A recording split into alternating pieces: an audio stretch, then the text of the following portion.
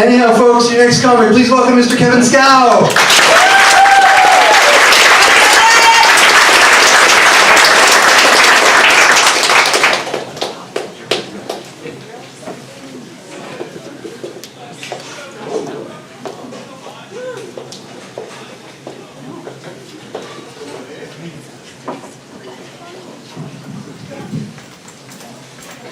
Greetings, everyone.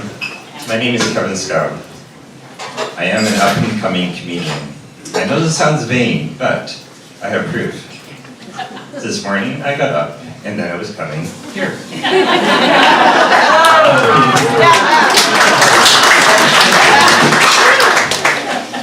But I'm no longer an up-and-coming comedian, because obviously, I have arrived. As a comedian, it helps to be just a little bit bonkers. I'm not saying every comedian is crazy, but I will say only the good ones are. As for myself, I suffered from delusions, anxiety, depression, panic attacks, insomnia, and social anxiety. My meds are keeping me relatively sane, so in other words, I used to be a lot more interesting. At times I've been topical, witty, laugh out loud, funny, charismatic, and generous. In other words, I was suffering from mania. I know, more suffering, please. Well, in the midst of psychosis, I believed I was responsible for humanity's quick evolution and mass positive changes. You're welcome. I tolerate such high doses of medication that even when I try to overdose on my depression meds, I just end up feeling better. I took meds to stop me from hearing voices, but they were far too effective. I'm friggin' deaf. My depression medication actually doesn't stop me from being depressed. It just makes me way too lazy to do anything about it. I know, it's really depressing. There needs to be a new diagnosis in the DSM-5. I want to call it meh.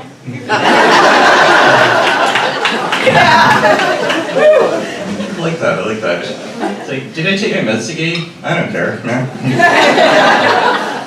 Do I look before crossing the street? Meh. Do I or do I not have a parachute? Meh.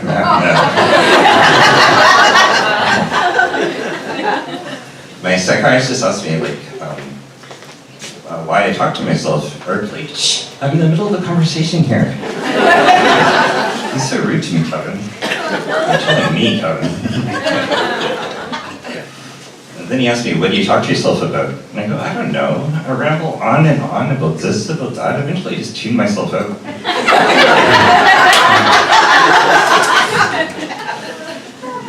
My physiotherapist thinks he is Bob Marley.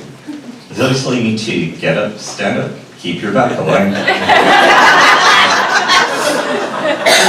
So after lying down in awkward positions all day long, I sit up for a bit. I call this my backup plan. People think of me as a deity. I know this because when I enter the room, they look up at me, they roll their eyes and they shake their heads and go, oh my God. So in that fact, I'm trying to look to a biblical age. I hear Methuselah from the Bible lived for 969 years. He could have lived for an entire millennium, but during those last 2 centuries, he really let himself go. So my friend Running Bear was arrested at a football game for, running bear. It was an evening exhibition game, but he thought it was an exhibitionist game.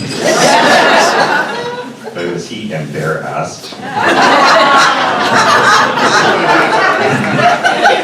Hey, but at least the Scouts enjoy checking out the new tight end. As a First Nation child, I was told to be proud of my culture. But as a youth in suburbia, I looked around and thought, I guess my culture is yelling at the Canucks when they're playing like a bunch of amateurs. While eating bridge mix and having multicolored pop from the pop shop, pop bottles from the pop shop, pop bottles. I'll get that right eventually. Later in life, I discovered my culture also has drums. Now, just hang on a second, just let me grab my drum.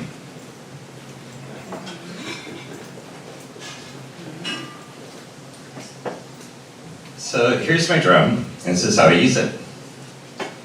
Damn it, all the wrong team scored. And I had $50 on this. Well, eating my bridge mints and drinking the colorful pop from the pop shop pop bottles, of course. I have finally fully embraced my First Nations culture.